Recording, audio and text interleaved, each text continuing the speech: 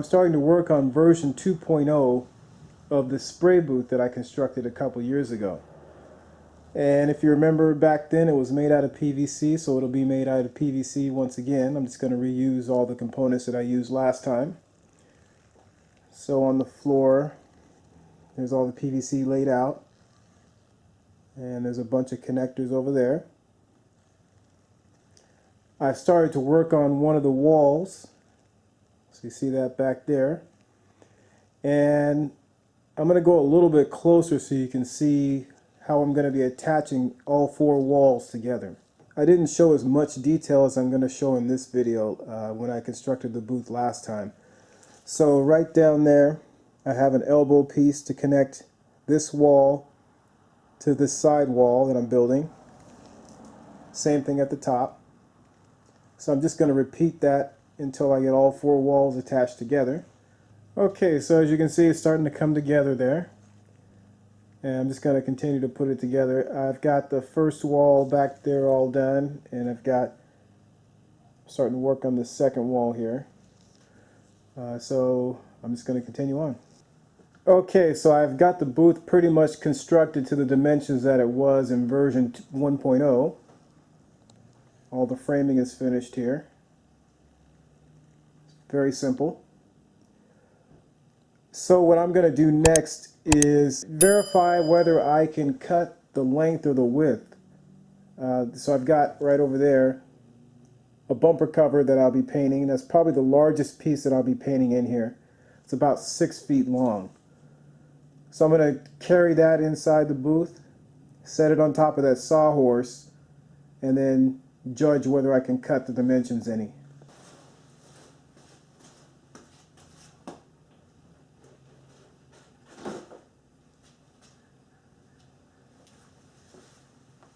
And just looking at this right now, I've got about 15 inches over here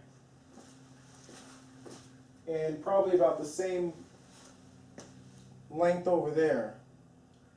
So I'm not going to be able to touch the length of the booth at all. I'm going to have to leave that as is. The width, though, I can shrink the width probably about a foot on this side, and then probably about a foot on this side. So that's a total of 2 feet. And what I'm going to do first of all is just cut it down by 18 inches to see how it looks, and then I may go another 6.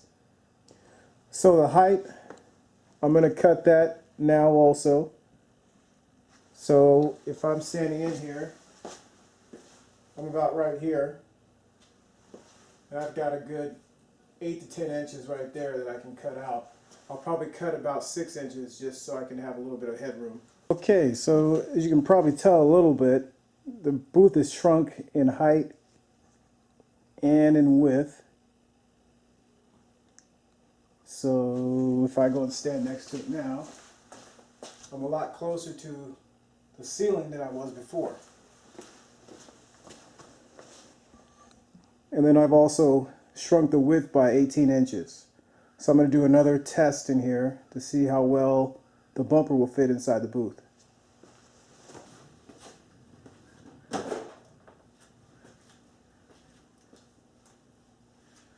Okay, so I've got plenty of space to kneel down if I have to. Same thing on this side.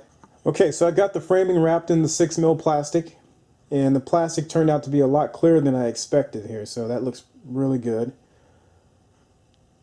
I've got all the walls wrapped, and I've got duct tape all along the seams. I've tried to overlap the plastic on each of the walls so that I have pretty good coverage. Down at the bottom here along the floor, I ran some duct tape from the floor up to the bottom, or up to the PVC there, and that's so that I can prevent any sort of leakage at the bottom or out the bottom of the booth there. Same thing I did last time. So the next thing I'm going to do is accessorize the booth, and so that's what I'll work on next. Okay, so I'm going to go ahead and install the zipper door first, and this is the door that I'm using. It's called a Dad's zipper door, so it's not a straight zipper door like you would find at Home Depot. I got this from a company called Tarpline, and it was $21, I believe, for it. So you get the door, and then you also get a roll of tape, and they include some instructions on how to install it here. It's pretty simple. You just apply it, zip it, and then cut through this side here. It's pretty simple. And the one thing I have to remember is last time I installed one of these, I installed it too high, so it became a trip hazard. So I'm going to make sure that I install it quite as low as I can so I don't trip and fall.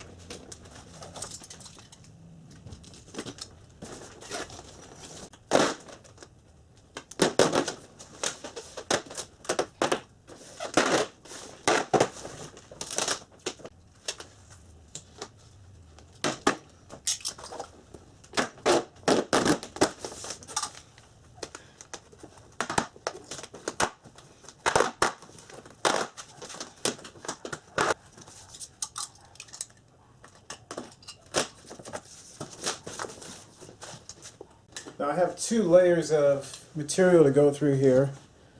So I've got the zipper door itself, and then I've got the plastic on the inside too. So I'm going to try to cut through both. If not, I'll have to come back and retrace my steps here.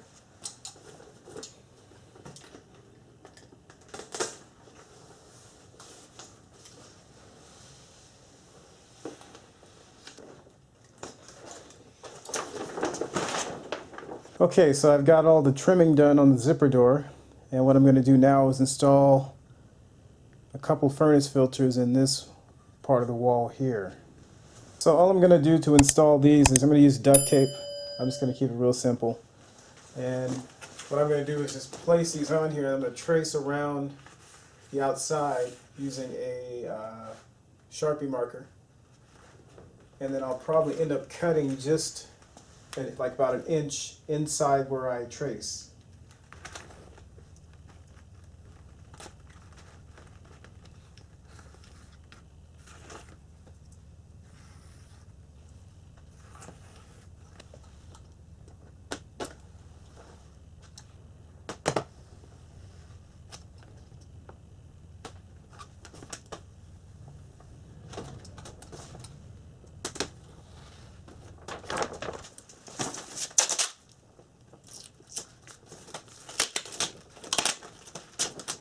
So the tape on the outside looks like it's enough. I was going to tape on the inside, but I don't think that's necessary. Okay, so I moved to the sidewall, and the first thing I'm doing down here is I'm making a hole so I can put this PVC remnant in. And that's so that I can route the air hose through there. And then I'll just seal it up with duct tape after I get the air hose routed through there.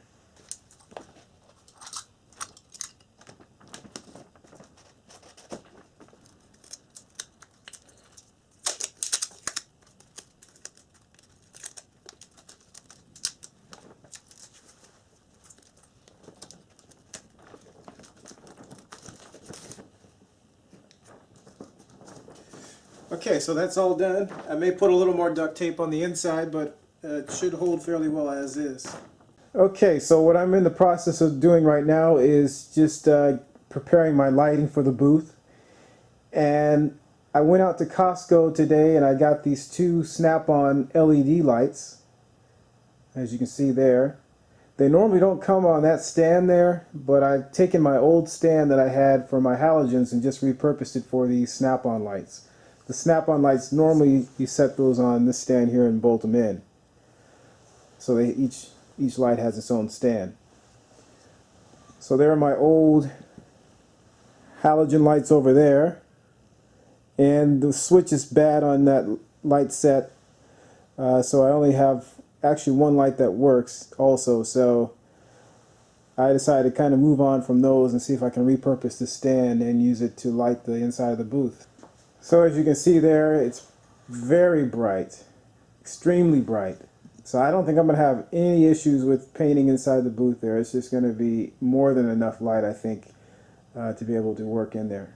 Okay, so I've got these two pieces of acrylic here I'm going to put up to act as windows so I can have brighter light inside the booth here. So I'm going to put one here and one here.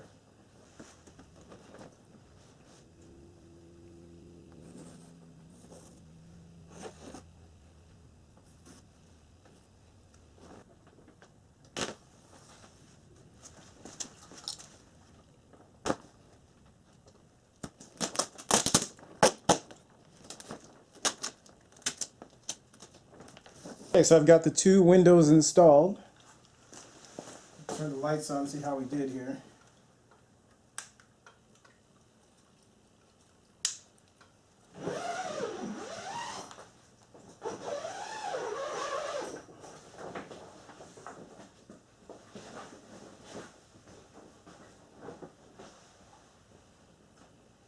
I would say that looks pretty good.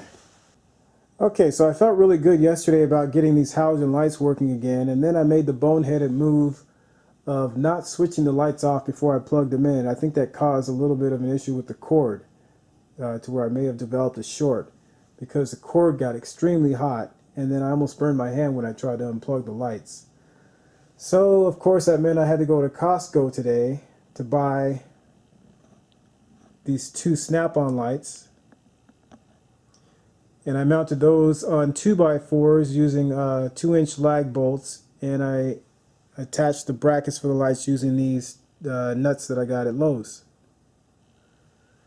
So those are actually going to work out better because they only consume about 50 watts worth of power between the two lights versus the halogens, which consume about 1,000 watts worth of power. So that's definitely a good trade-off. And as you can see, the output of the lights is really good in the booth. And then I'll have the two lights installed in the windows there to provide additional lighting.